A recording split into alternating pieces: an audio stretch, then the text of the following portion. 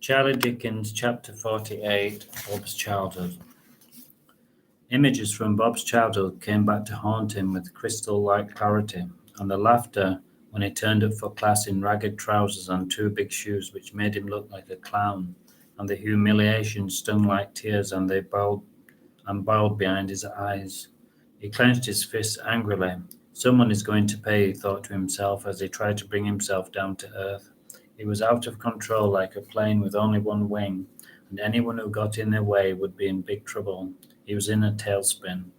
He sat on the school steps and he watched all of the other children playing. They were all in groups and he was alone, as always.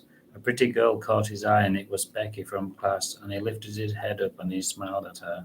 She looked at him like he was a dead mouse, and she whispered in her friend's ear, and they walked away laughing. And Bob knew that they were laughing at him, and that was the turning point.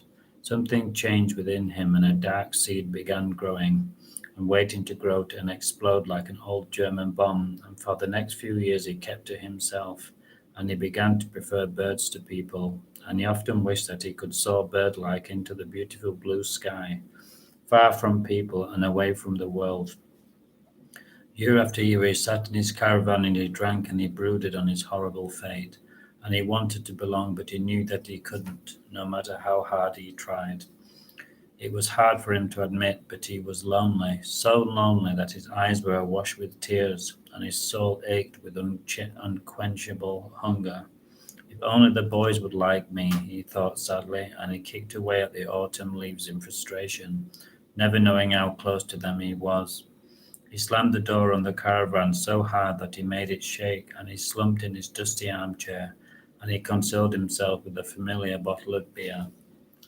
"Let's get out of here," said Tinker, as they slowly made their way through the wood as silently as possible.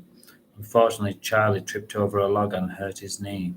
"How," he said loudly, and they crouched behind a tree as a light went on in the caravan, and Bob managed to rouse himself, and he peered, owl-like, through the torn curtains. He recognized them straight away, and a big ugly smile spread over his face. "Welcome back," he said, and then he turned off the light. Feeling that they were safe, they scrambled over the logs and they followed the trail out of the woods. It had been an eventful day. They parted on a familiar street corner, friends forever.